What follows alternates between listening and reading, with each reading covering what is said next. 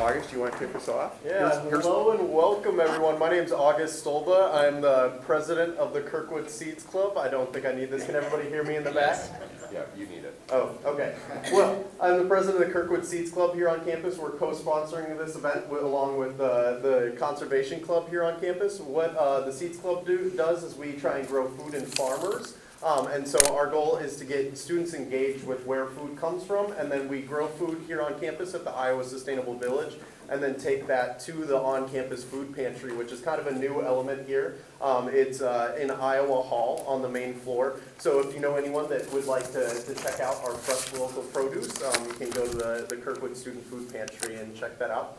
But I don't want to talk too long because I can easily do that. So I'll introduce Rob Hogue, who is a great climate activist, and I actually had him out shoveling compost for Feed Iowa First the other day. So I really love his boots on the ground mentality. You'll often see him wearing sneakers along with the suit because he gets down to business.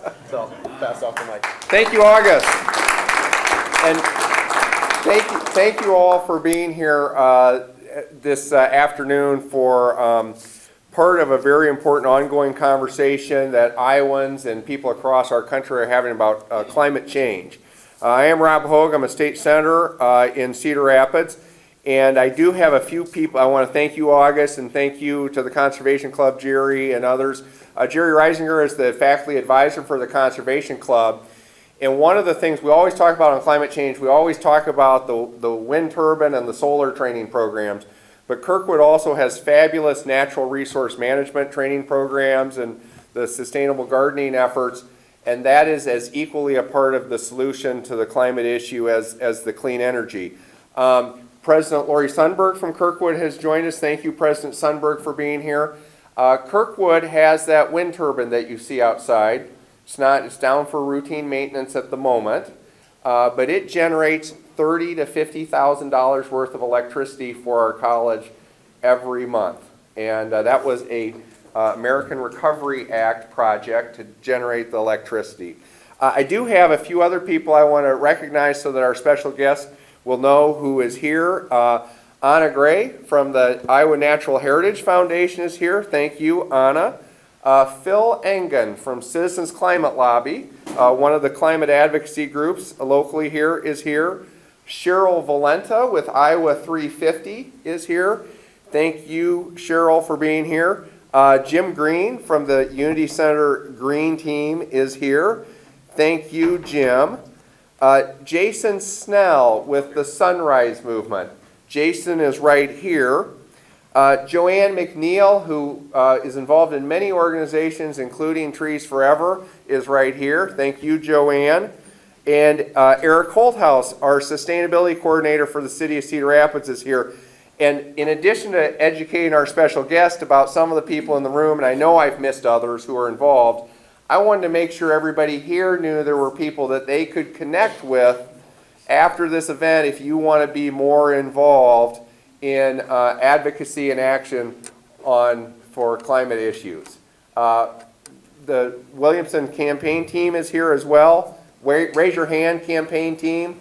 So there you go. Other people that you can connect with. I want to say a couple things, and then I'm going to turn the mic over to our special guest. First of all, we have just come from a visit to Pearson's Flower Shop as an example of one of the thousands of businesses that sustained significant damage in the flood of 2008. And I thought that was a very educational visit, and I thank our guests for being able to do that. For those of you who were able to attend the Iowa Democratic Party Hall of Fame last night, there was one speech that stood out because it was not your typical campaign speech. And my basic summary of it was, it's not a matter of being tougher with the president, it's a matter of finding a different kind of politics, the politics of love, to counteract that. And that stood out as a unique message on the stage last night. Our guest is a many-time best-selling author with books such as A Return to Love, A Woman's Worth, Illuminati, The Healing of America, and her current smash, A Politics of Love. I saw somebody brought it. And without further ado, it's my great pleasure to introduce to Kirkwood Community College and Cedar Rapids and Lynn County presidential candidate Marianne Williamson. Thank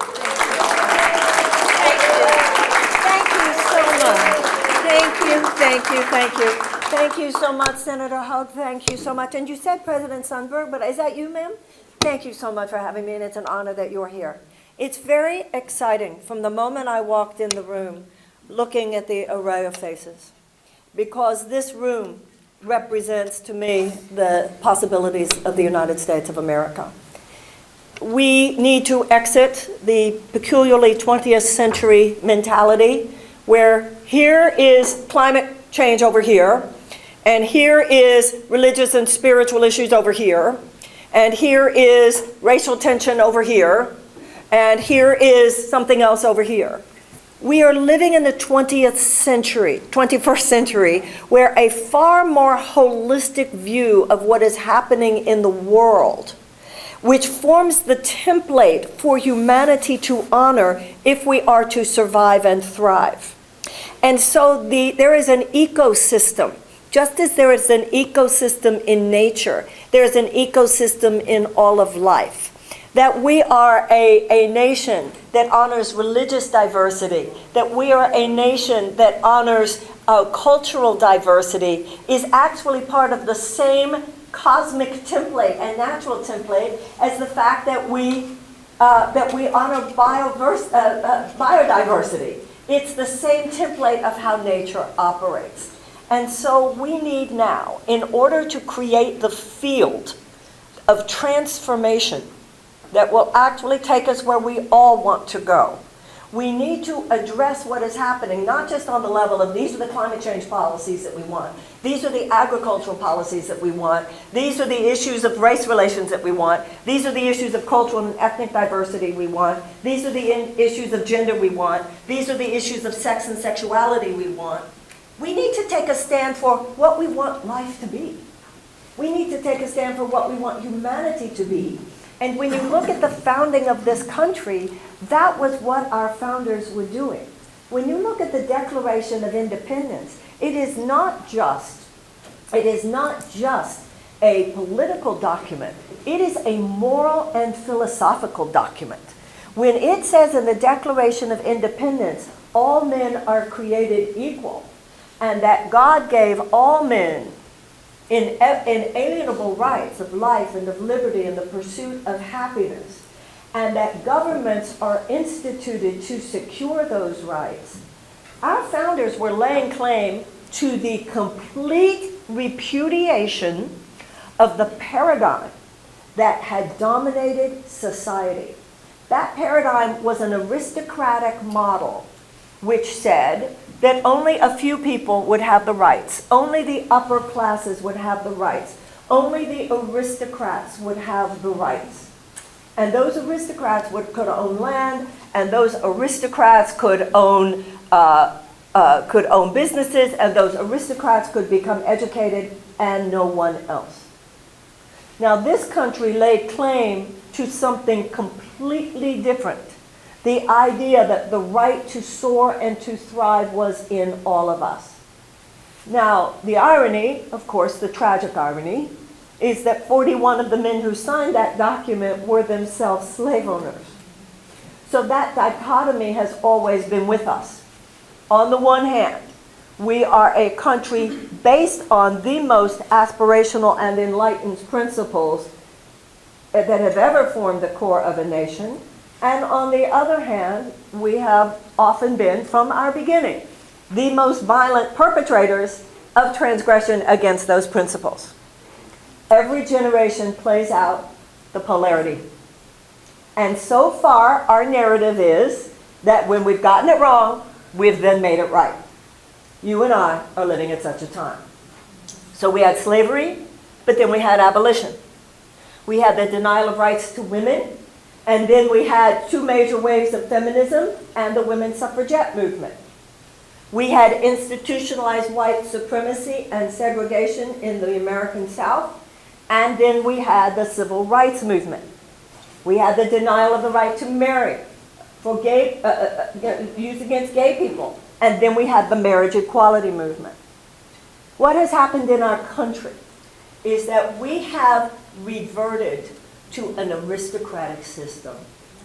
We have reverted to what is a veiled aristocracy, where the part, and it's not an evil institution this time, like slavery is, or like suppression of women or segregation, but it is a mindset no less dangerous to our future. Because it is basically an aristocratic mindset in which our government, for all intents and purposes, passes policies that do more to advocate for the short-term profits for fossil fuel companies, agribusiness, health insurance companies, big pharma, gun manufacturers, and defense contractors before the well-being of us and the planet on which we live. Now, this is really important for us to get, because if we don't get the whole picture, we think, oh no, I'm just about climate change.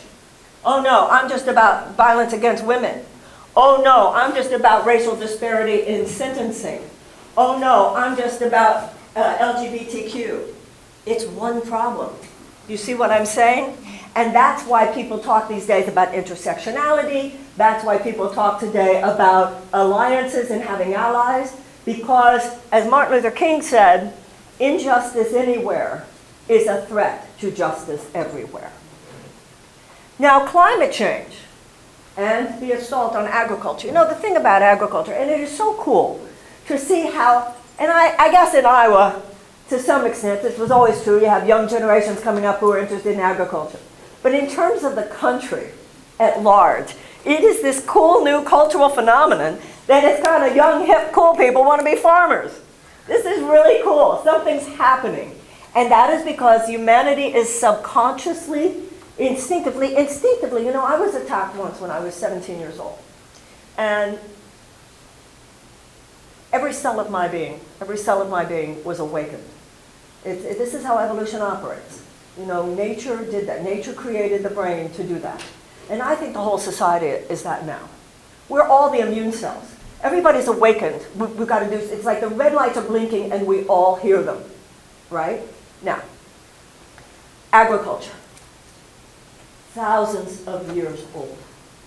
Thousands of years old. When you read histories of the world, like that book that came out, the bestseller Homo Sapiens, and you know, when you really look at basic human relationship, you cannot get more basic to the development of our species than the tremendous revolution when agriculture began. You're talking about something so primal as humanity's relationship to the earth and humanity's relationship to food. You can't get more primal. If anything is to be respected in nature, if anything is to be respected for the fact that millions of years of evolution went into this, it's that. And millions of years of evolution went into creation of climate. The evolutionary, the ecosystem of life. But you know, if you have a person who doesn't care about any kind of moral or ethical responsibility to anyone but themselves, you call that person a sociopath. Ladies and gentlemen, we have an economic system which is based on the idea that all that the U.S. corporation should care about, and at this point all the U.S. government should advocate for, is short-term profits for an economic system which over the last 40 years has adopted this idea that market forces unfettered by any moral or ethical consideration for people or planet is somehow good for business. First of all, hoax, because it's not good for business. All it's done is created a situation where 1% of Americans own more than 90% of all wealth. But it's more than just bad for our economy. It's bad for everyone, and it's bad for everything. And it does not care. That's the point of an economic system which is not ruled by the bottom line decision of people who are letting their conscience guide them. It is an economic system which says the responsibility of the CEO and of the board of directors is to only serve short-term bottom line profit, even at the expense. This is killing them. I don't need to tell any of you what it is already done to the topsoil in Iowa. I don't need to tell any of you what it has already done to the farmer in Iowa. I don't need to tell any of you what it has done to the sacred bonds between us and the earth, sacred bonds between us and the food we eat, the dignity of people. This should be the most, it's like our country, what we put up should be down and what we put down should be up. Farmers and teachers should be the most honored people in our society. Woo! Farmers and teachers should be the most honored people in our society. What could be more important than those who deliver us the land, the food, and the children? This is insane. This is not just a little bit insane. You know, it's interesting about politics because the way I see it, if you go to the doctor is someone you hope to heal you, but you also know that the role of the doctor is they're going to have to give you the bad news if, in fact, the test results didn't come in good. But we have a political system where, I don't know, they don't want to upset you. So politicians don't want to come in and tell you the bad news. But we all know the bad news. There's a song by Leonard Cohen everybody knows. I didn't say anything in the last few minutes we don't all know. I didn't say anything in the last few minutes that we're not all going, yeah, yeah. And what we need to do is, like, anytime you have a problem in life, face it, put it on the table. Let's all face it, and then change it. It's not midnight yet, but it's the 11th hour. Our ecosystem is on life support, but it's not dead yet. Our democracy is on life support, but it's not dead yet. So even though we're talking about climate change, you know, you divide, you conquer. And too often, those of us with progressive values divide ourselves. We divide ourselves. No, I'm about climate change. No, I'm about, you know, plurality of religion and spirituality. No, I'm about ethnic diversity. No, I'm about race. No, I'm about sex and sexuality. No, I'm about gender. No, I'm about education. No, no, no, no, no. It's all one problem. It's an assault on everything holy and good and true and beautiful about life, in the name of an economic system that does not see those things and does not factor in those things. Now, it's not about bad people, because there's some really good people living within these rotten systems. This is not about saying that's the bad person. And that's really important, because for those of us who feel that Donald Trump's policies actually are the policies that work against dealing with climate crisis, it's important for us to realize what I just said, because if you think it's as simple as defeating Donald Trump, you're naive about what's going on here. Because those same forces will be back in 22 and 24. What we need is not to fight anything. What we need is for something new to emerge.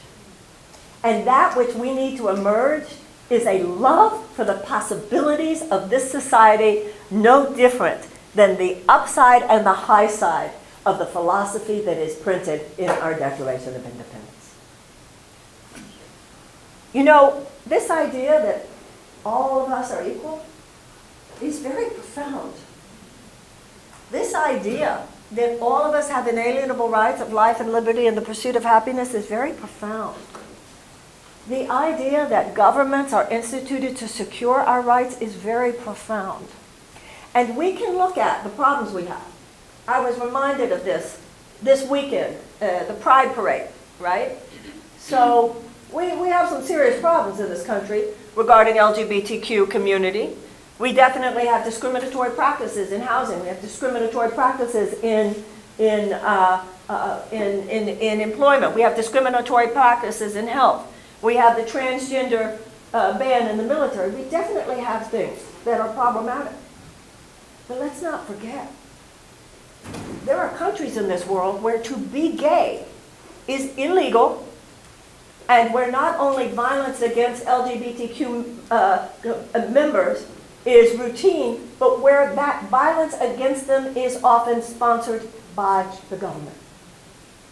Now, the same is true here. We're upset about what agribusiness is doing, and we want to get in there with climate crisis, and we want to get in there with the fossil fuel companies, and we're so tired of this, and we don't want those $26 billion corporate subsidies to fossil fuels, and we don't want a chemical company exec heading the EPA, and we don't want an oil company exec heading the EPA, and we want the EPA to be a world-class magnet for environmental science, and we're going to sequester that carbon, and we're going to reforest, and we're going to develop sustainable energy, and we're going to develop sustainable agriculture, and we're going to have a Green New Deal, and we're going to create these jobs, and we're going to have pre-disaster hazard mitigation, and we're going to deal with watershed management, and we're going to do all these things, but we're not going to have the political power to do it unless all of us take in emotionally and psychologically the deeper nature of the problem here. And unless all of us take in the fact, but I believe that at the same time as we face, and we do have to face some serious problems here, not because we don't know what to do. There are people probably in this room who know exactly what to do. You know what to do with the pre-disaster hazard management, and you know what to do with the watershed management, and you do know what to do to mitigate. We need to do more than mitigate climate crisis. We need to reverse global climate change. It's not that we don't know what to do. It's that there are forces who do not want us to do it. So let's not kid ourselves. Now, these are not necessarily, like I said, about bad people. It's about forces that are so disconnected from the heart that they simply do not think of people. And that has been politicized. And there is nothing in the history of the world that is more dangerous than collectivized hatred. Whether you're talking about Germany or you're talking about Rwanda, or whether you're talking about some of the things that have started to happen in this country. They're all connected. You cannot separate, really, white supremacy from any other issue, including climate crisis, because at heart, it's simply what happens when human beings become heartless. Now, once again, there's nobody to fight, but there's power to bring down. There's power to invoke. It's not enough that the principles of possibility, and like I said, the very fact we could be having this meeting. You realize that not everybody on this planet could call this meeting today for no other reason than that you wanted to? There are countries in this world where President Sundberg would have received a notice, you will not be holding that meeting today. There is something about the political thing you're going to talk about, or something about the whatever it is. I was looking at the news this morning. Hong Kong, which you know they had to turn over, Britain had to turn it over to the Chinese. And I was looking just this morning. Hundreds of thousands of people on the streets in Hong Kong because China is now passing a law, or at least trying to pass a law, and will probably do it because they can do whatever they want to do, where if someone is doing some kind of a political protest in Hong Kong that they don't like, that person could be extradited to China. That's not going to happen to us. So despite the problems, let's remember what still remains. That's a spiritual and religious comment. Build on what remains. And that's why I'm here. Yes, I understand that climate crisis is the greatest moral challenge of our generation. And I understand that we have 12 years that we need to deal with this. I understand how important it is that we have a world-class environmentalist at the head of the EPA. I understand that we need to sequester the carbon. I understand that we need to get fundamental about this. We need a president who declares the debate over. And we need a president who understands that the EPA should be a magnet for world-class environmental scientists. But I'm going to tell you something else, ladies and gentlemen. There are people running in this race who are going to stand in front of you and say the exact same thing. Look on the internet at how many of them have received hundreds of thousands of dollars from the oil companies. How many of them have received hundreds of thousands of dollars from chemical companies? I don't want to name names because they're all nice people. But look it up and let's not be fooled again. We've been easy to play. Our generation has been easy to play. Somebody says, oh, I care about climate. I care about climate. Oh, well, who cares about climate? Of course everybody's going to say they care about climate. And I'm not even saying that in their hearts they don't care about climate. But American people have to become far more adult, far more savvy, far more mature in our political decision-making, the way most of us have already become in our personal decision-making. So that's why I'm here. I'm here to talk to you and to learn from you. Because where there is ground zero, where you are in the communities hardest hit by the problems is where you learn the most about the solutions. I know about pre-disaster hazard mitigation, and I know about watershed management. Why? Because I'm in Iowa where this was needed, so I am informed. That's the beauty of this process, is what I'm learning. So it's an opportunity for me to learn from you, because you know, if you run for president, there's the chance you're going to win. And I think you're very out of integrity to run for president unless you're planning to be prepared in case you do. So if I'm your president, I want to hit the ground running. And I want to be able to take everything that I've learned from all of you and lay it down.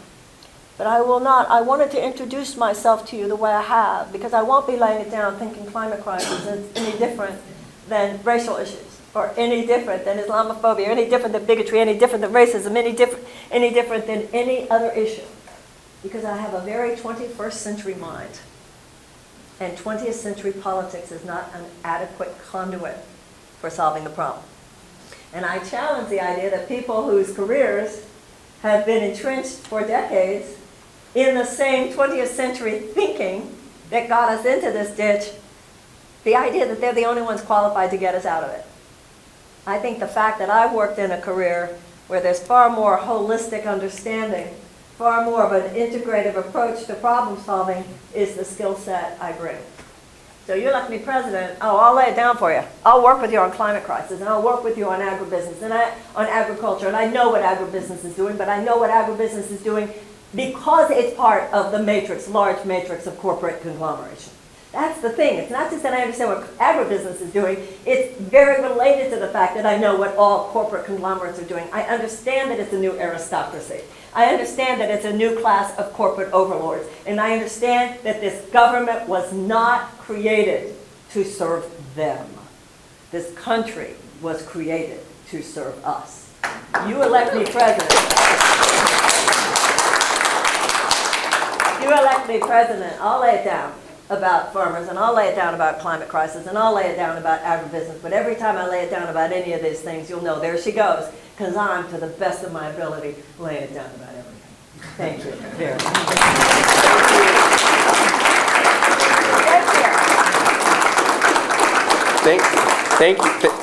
Thank you so much for those remarks, and really thought-provoking, especially for those of us who have been in the legislative process for 17 years. We don't talk a lot about love at the Capitol, do we? And the systems, yeah. I'm going to start. I've got a question to ask, and then I want people to be thinking about the questions they might have, or the comments, or the experiences that you might want to share with Marianne, because as she said, she is here to learn, and we had a great visit to Pearson's Flower Shop. And one of the people who came was a person who was a big fan of Marianne's writing, who had also flooded. Her house in Center Point had flooded and caused significant personal hardship, and she recognized that other people had it worse than she did. But she also said that Marianne helped save her life about 25 years ago through her writings. Let me start with this, and because you've raised some very high-level issues, and I want you to address the situation with the request from the organizations and the people across our country to have a debate focused on climate change, because you've pointed out here how it's related to all the other issues, and the Democratic National Committee says we don't want to have a single issue debate. But how would you feel about that opportunity to have a climate-focused debate? I understand that the climate crisis is the greatest moral challenge of our generation. I do understand that. At the same time, we have millions of American children who live in chronic trauma. We have millions of American children who go to school every single day in schools that do not even have the adequate school supplies with which to teach a child to read.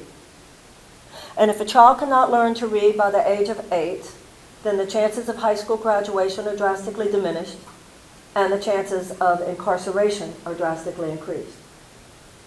Millions of these children live in what's called America's domestic war zones, where psychologists tell us that their PTSD is no less severe than the PTSD of a returning veteran from Afghanistan or Iraq. These children, to me, form a humanitarian crisis, and they should be rescued no differently than if they were the victims of a natural disaster. That's why I want a Department of Children and Youth. I want a massive realignment of resources for children 10 years old and younger. Now, I could say, I want a debate about the state of America's children. I could talk about the fact that 41 million Americans live in poverty, 13 million of them children. The 41 million Americans, excuse me, way more than that live in poverty. 41 million Americans are hungry. 13 million children in the richest country in the world. I think we should have a debate about that. I could talk about the fact that our national security agenda, our $718 billion military budget, is not just based on our needs, our military security needs. But on top of that, there are billions of dollars that do not have anything to do with what generals have asked for, but everything to do with short-term profits for national defense contractors, no different than agribusiness, no different than big pharma, no different than gun manufacturers. I could talk about the fact that we spend $718 billion on military, but only $40 billion on the State Department, and only less than $1 billion on actual peace waging. And I could talk about the fact that you can't just take medicine, you have to cultivate your health. You can't just prepare for war, you have to cultivate peace. So I could say we should have a debate about national security. Now, I'm not saying that climate crisis is less important than any of those. And I understand somebody saying, yeah, but if we can't breathe, then it all goes down. But I have to tell you something else, ladies and gentlemen. When you have 100 B-21 Raiders ordered by the U.S. Air Force, $550 million each, everyone capable of dropping not only a conventional bomb, but also a nuclear bomb. Now, maybe one of you could tell me, and I just don't get it, why America needs 100 airplanes that drop nuclear bombs. Because you drop 5 of those, and it's over for human civilization as we know it. You drop 10 of those, because remember, Hiroshima and Nagasaki, they were like pinpricks compared to the smallest nuke that exists today. The United States ourselves has about 7,000 of them. You drop 10 of those, it's over for human race as we know it for at least 200 or 300,000 years. Now you might say, yeah, climate change is even more significant, but I would argue maybe we're a little denial about that. Maybe it's just that we're not having that conversation. Because with the kind of recklessness that we have with all the saber rattling towards Iran, all the saber rattling in Venezuela, I'd actually take that on and say, I don't know. I think our dangers regarding nuclear recklessness among people who have access to nuclear bombs is as dangerous. For that reason. For that reason, and believe me, I'm not big in agreeing with the DNC these days. But on that one, because I want to tell you something, and let's be honest here, I can't compete with Jay Inslee. I can't compete with Jay Inslee on the specifics, but you know what, there's some things he can't compete with me. So if we go into a debate where it's just on climate crisis, what I know is, what Franklin Roosevelt said, that the administrative function of the presidency is secondary. The greatest job is moral leadership. I bring something important too. I bring the fact that I do some radical truth-telling and not just on climate crisis. I bring the fact that I know how to inspire love, which I think is very important if you want to defeat someone who has inspired so much fear. So we all bring our particular skill sets and our particular gifts, and I'm not so sure it is fair to have a debate that only, you know what I'm saying? Yeah. So I think for that reason and that reason only, unless you're going to also, okay, then we're going to have a debate on child poverty, we're going to have a debate on our national security, you know what I'm saying. Yep. So that's my answer. Yeah, great, thank you. Does anybody here have a question? Let's go back up here. Scott. If I can give mine to Angie first. Oh, Angie, I'm sorry. Hi, Marianne. Hello. My name's Angie. I'm an organizer. I'm with Tax March Iowa. My question is, Tax March started as an actual march, April 15th, 2017, around the Trump tax bill. And now it's a movement, working to show lawmakers and presidential candidates that we want the wealthy to pay their fair share. Would you reject the Trump tax cuts that gave windfalls to corporations and the very rich? And do you support increasing the taxes on the top 1%? And do you have a plan to repeal it? Yeah, you bet I do. So let's talk about that. So what this woman is referring to is the 2017 $2 trillion tax cut. 83 cents of every dollar went to the very richest individuals and corporations. Now, once again, this is this trickle-down economic theory, which has become an economic tyranny. It has had 40 years to prove itself. I think the jury's in. It has devastated America's middle class. It has created a situation where 1% of Americans own more wealth than the bottom 90%. It has created the greatest wealth inequality since 1929. And it has created a situation where 40% of all Americans struggle on a daily basis to make basic costs. We need to, number one, repeal that tax cut, although number two, I would put the middle class tax cut part of it right back in. We need to end, as part of this, it's not taxes specifically, but it's all part of the same economic insanity. We need to end the corporate subsidies, such as the fossil fuel $26 billion subsidy given to them last year alone. Woohoo! $26 billion to the fossil fuel companies, okay? Then, in terms of what you're saying, I agree with our good friend, of course, Elizabeth Warren, that we should ask billionaires to pay 3% tax. And we should ask people who make who have 500 million and more to pay 2% tax. This is the way you start creating economic justice, right? Yes. And you do it quickly. And Yes. don't elect a president who is a moral equivocator. There are two categories of people running in this election. And some of us would go, well, we can kind of have it both ways. We cannot have it both ways. Okay? You want a fundamental pattern disruption along the line of what you said, and I'm very passionate about it as I do. Thank you.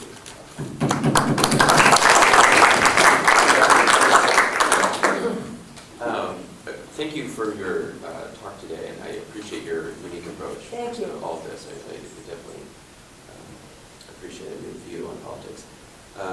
I work with Sunrise Movement here, and being in Iowa, there's a lot of conservatives. And I want to frame this question in the context that you established today. How do you reach out to people who are numb?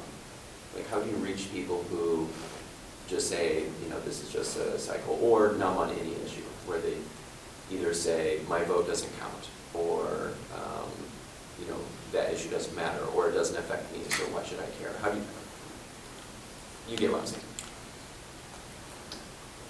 People usually present as their opposite. Someone who appears as apathetic actually cares so much that they don't even know how to express it without getting all upset. They don't know where to go. So they put on numb. It's the same with medicating. So it's a form of self-medication. It's a psychological form. It's a personality characteristic with which we protect ourselves against our feelings. It's not that they don't have deep feelings. It's that those deep feelings are so deep in there. And I also believe there's something about being an American. Americans do care. But we've been so betrayed by the political establishment. We have been so betrayed by political establishment and part of the betrayal has been lack of education. So we have 11 states in America that don't even require basic civics, half a year of basic civics in American government. Even what we said today, hey guys, this started in 1776, but other generations rose up. That's what the women suffragettes did, and that's what the abolitionists did, and that's what the civil rights movement did. We can do it. Too many Americans they're not connecting the dots, that this is a grand American tradition. And some generations simply have to rise up. And once you see that, it's just like when you go to therapy and you learn who your parents were and your grandparents were, then you see where you fit in. The history of your people. We need to more have that history of Americans. Now, if the numbing, if the psychological, it's a defense mechanism. So if it's too thick, you can't just knock on the door and expect them to open it. Our job is to create the alternative. Now, this is what the major political establishment does. It thinks that you can just dumb down the message enough that you can find something for them. Dumb it down and get more people to agree with you. That's not the politics that I'm talking about. I'm saying we go into the vertical. Just create something beautiful and they'll notice. Create something so astonishing that it has the ring of deep truth. The only way you can defeat the big lies is with big truth. Lay it down the way it is. Sunrise Movement is actually a perfect example. Sunrise Movement is actually a perfect example. Sunrise Movement was not born from people who said, well, we'll see what we can do. Sunrise Movement was born of people who just laid down what should be. And conviction is a force multiplier. So it created, in the ethers, the kind of magnetism that attracted to itself someone like AOC. So Sunrise Movement wasn't born of, well, we'll compromise here and we'll compromise there, moral equivocation. Sunrise Movement said what is true and what needs to be done. And did not slow down because people said, well, you could never get that. You go into the vertical and it just created this force. Does that make sense? And so that's where we need to be. Just bless. Some people are going to vote for Trump no matter what, and that's their right. This is a free country, and we respect that. But there are many people. You know, Trump is not president just because of them. Trump is president every bit as much because of people who did not vote and people who voted for Jill Stein. What we have to create is an alternative that people can tell is the real thing. Because the moral equivocation, the kind of sort of truth, smells to people. It's almost as corrupt as out-and-out corruption. And too much people, even in the Democratic Party, have said, all right, we're going to play footsies under the table with people like fossil fuel companies, but it's okay. We're going to take money from security and investments, and we're going to take money from big pharma, we're going to take money from security investments, we're going to take money from chemical companies, we're going to take money from oil companies, but then when we get there, we're going to do great things and fight corporate greed. Right? Kind of, sort of. We all need to be going, ah! And too many people have known that. So they know, well, do I vote for this corruption or that corruption? And one of the places people have gone is just almost a dysfunctional act of rebellion by not voting. And that's what the numbness is. Just show them something beautiful. And the first time they see it, this is how people work. People go, oops. And then the next time, I don't notice it. And about the third time, I go, what's that meeting you're going to? It's kind of like when you're homesick and you see a soap opera that's on. And you don't know who the people are. You don't know who the characters are. You just have it on in the background. But the next day, you're still sick. And you have it on again. And you still don't know the plot, and you don't know who the characters are. But, you know, you start to notice how that guy walked in yesterday. By the third or the fourth day, you're saying, oh my God, she's having his baby. You totally hooked, you totally get it. That's how politics is. People don't know they're like, All right. Let's go down here with Phil. does that make sense to you, though? Just you create something beautiful. They'll notice. Just, it's an invitation. It's not a coercion. Phil. You presented a lot of broad aspirational values, and it's very inspiring. But the business of government gets executed through legislation. So you have the suffrage movement, which ends up being the 19th Amendment. You have the civil rights movement, which becomes the Civil Rights Act. Hypothetically, let's just say that you're in the Oval Office and The Senate and the House is exactly the same today as it is then, just so we can get a frame of reference. How do you get these aspirational things passed into actual legislation in this political environment? Remember, I'm running for president. I'm not running for a legislative position. And those are co-equal branches. And that's why I'm running for president. It is moral leadership. It is the executive function. It is not the legislative function. Now, let's not kid ourselves. We all know it's true. If I'm president and Mitch McConnell is still head of the Senate, it's going to be tough. But I'll still have a lot of power. I still get to appoint who's head of the EPA. I still get to appoint who's Attorney General. I still get to appoint who's head of State Department. I still get to pass executive orders. There's a lot I can do. Can I do as much legislatively as I would like to do? If there's still a Republican Senate, it's going to be harder. We all know that. But that is true of anyone that you elect. Now, in terms of my ability to talk to people, however, and let's go back a little bit because I just want to make something clear. I am not a political conservative, but I have respect for high-minded conservative principles. There are high-minded conservative principles and there are high-minded liberal principles. And President Eisenhower said the American mind at its best is both liberal and conservative. American mind at its best, there is a healthy yin and yang. What is happening in America today, though, and what people like Mitch McConnell are protecting are not so much conservative principles as corporatist principles. Corporatism is not conservatism. So in fact, in many ways, corporatism is not conservative at all because it makes no place for the free market. It makes no place for the small business person. So you know, with vision, you must not compromise. With politics, politics is the art of compromise.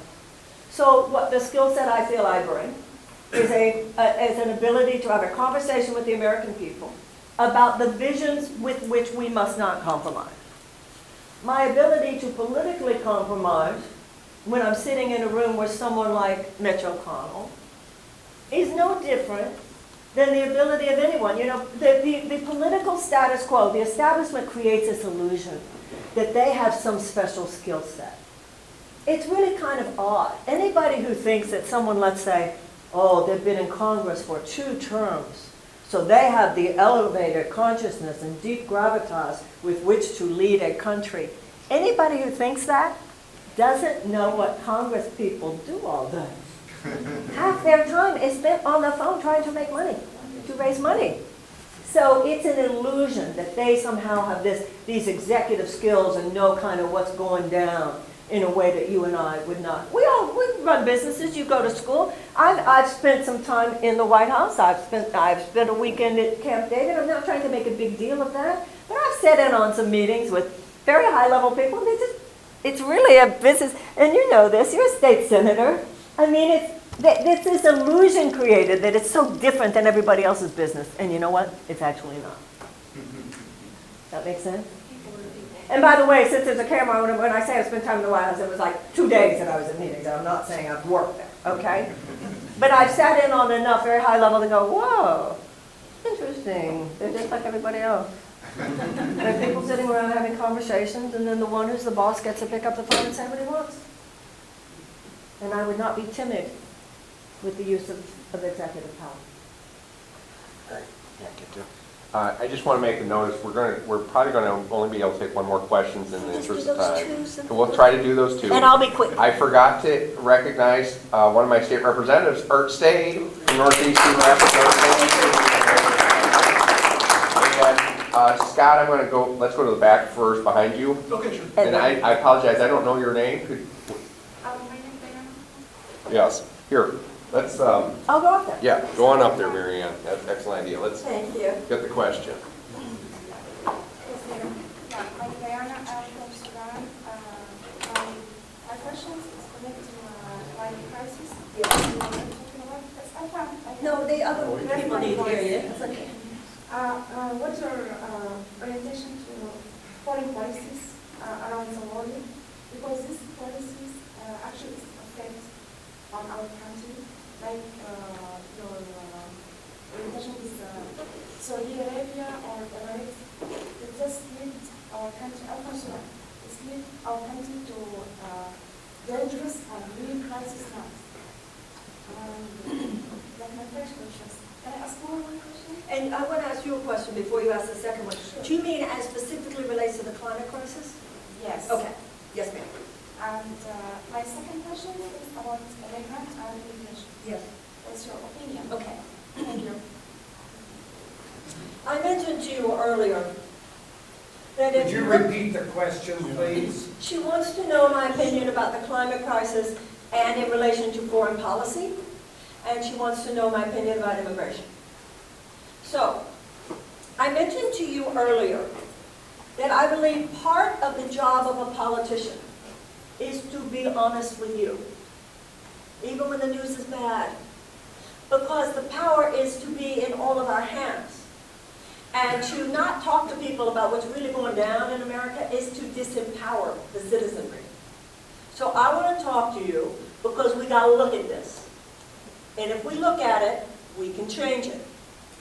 So the bad news is that American foreign policy has been just like American domestic policy. How can the government help people make a lot of money at the expense of whomever? And one of the things about the American people is that we're good. We're decent. And we don't like to think we've done anything mean to somebody. So if I see it, I don't like it. So a sociopathic economic system says, make sure it's on the other side of town. Or make sure it's on the other side of the world, because if people see it, they won't like it. Or they won't have any power. For instance, I've raised my daughter in Grosse Pointe, Michigan. I assure you, the problem with the water in Flint would not have happened in Grosse Pointe. Because in Grosse Pointe, because there's a higher property level, people would have had the money and the political clout to say, no way you're doing that here. And that is an issue of environmental justice. Disadvantaged communities and communities of color too often. But that is not only true in this country, where environmental injustice is seen more, it's also true in other parts of the world. So whether it's, it's not an accident that our first Secretary of State in this administration was the ex-CEO of Exxon. It was not a world-class humanitarian, someone dealing with righteous commerce, someone dealing with development and mediation and diplomacy. No, Exxon. So, it's only the Sudanese. What can they do about it? It's only only the whomever it is, only the indigenous tribes in Brazil. What can they do about it? And I hate to say it, but it is that awful. And then those corporate donations that come in from them. So it is extremely important to me. Just like I said, that one of the first things I would do is appoint a world-class environmental scientist to the head of the EPA. I would appoint a world-class humanitarian to head our State Department, someone whose name I won't mention because I have no idea if he would want to be mentioned, but he is someone who writes columns regularly about just such things as you're talking about, where sometimes America, at least indirectly, has done so much, including not only with economic policies, but also with environmental policies that actually at least indirectly contribute to the environmental refugees that exist throughout the world. As far as Saudi Arabia is concerned, first thing I do is I stop that $350 billion arms sale, in exchange for which we give aerial support to an absolutely genocidal war in Yemen that has scarred tens of thousands of people, including children whose pictures are all over the internet. It's completely immoral. My parents, many of our parents, grandparents, great-grandparents would be well known in their graves. America's never been seen by the world as always getting it right. But even in my lifetime, America was seen as trying. And we're not even seen as trying anymore. Not anything about that. And I think based on that, I think that it should be obvious how I feel about immigration. Ronald Reagan gave 8 million people amnesty. Until 1973, if you were an undocumented person, all you had to do was go to a registry office and sign up. My father was an immigration lawyer. My brother was an immigration lawyer. We have this illusion that we're giving such a gift to the immigrant. Let me tell you something. The immigrant is giving at least as much to us. That's what this country is about. All four of my grandparents came through Ellis Island. Unless you're descended from an African slave or a Native American whose ancestors lived here for centuries, who do you think you are? Who do we think we are? And this whole humanitarian crisis at the border, ladies and gentlemen, we're too smart for this. Let us not be played. Let us not be played for fools. The humanitarian crisis is in Honduras, El Salvador, Guatemala, where the despair of people is so great that they are willing to walk across a desert with children in their arms, and then to be treated like criminals. Seeking asylum is not a crime, it is a statutory right. And last thing I heard, if you forcibly take a child out of their parents' arms, that's called kidnapping. And if you detain people like they're criminals who've committed no crime, what does that make you? And the racist element involved in this made-up situation at the border. This is a very serious moment. And it is time for all of us to think deeply about the underlying dynamics of what is going on here, because some of them are very dark. And when we do that, we will find within us the emotional and psychological and spiritual force to stand up, to rise up as other generations before us have done, and draw the lines in the sand that truly do it.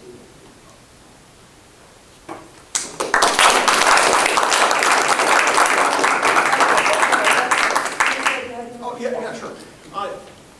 Would you support a sovereign green bond that would be specifically earmarked for combating climate change and addressing environmental conditions? And if so, how would you create a market for it, and how would you stabilize the yields for it?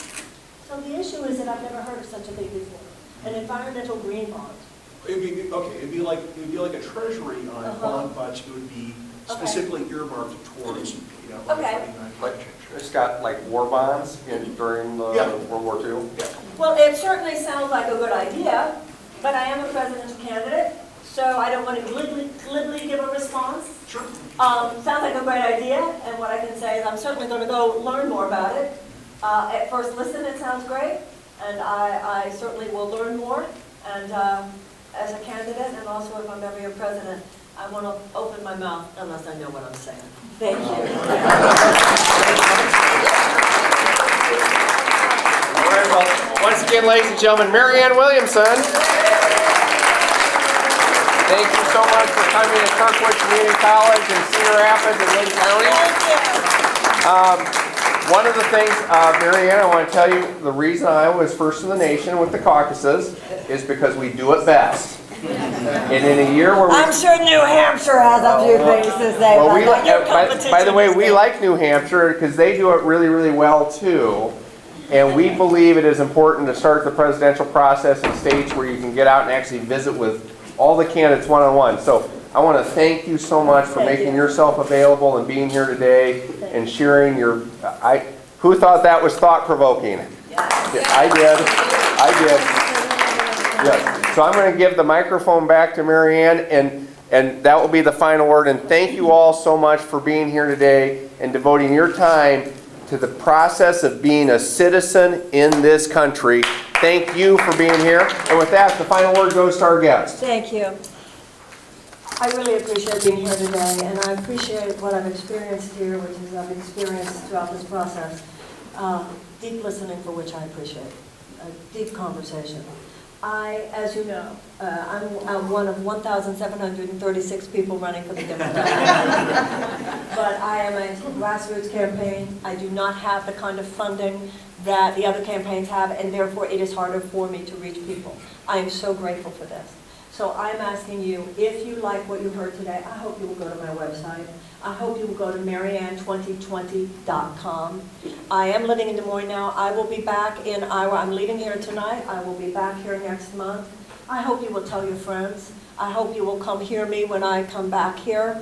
And I hope you will sign up to volunteer, whatever you feel. You could talk to Alyssa in the back. You could talk to our state director, Brent Roski. I would so appreciate, if you did like what you heard today, if you would help me, tell your friends, tell them to come. I need you to be the megaphone if you care to see me in this race as a major contender. We're getting there. We're in the DNC debates at the end of this month, for which I am so grateful, but I want to keep this thing going because I think we should. Thank you very much.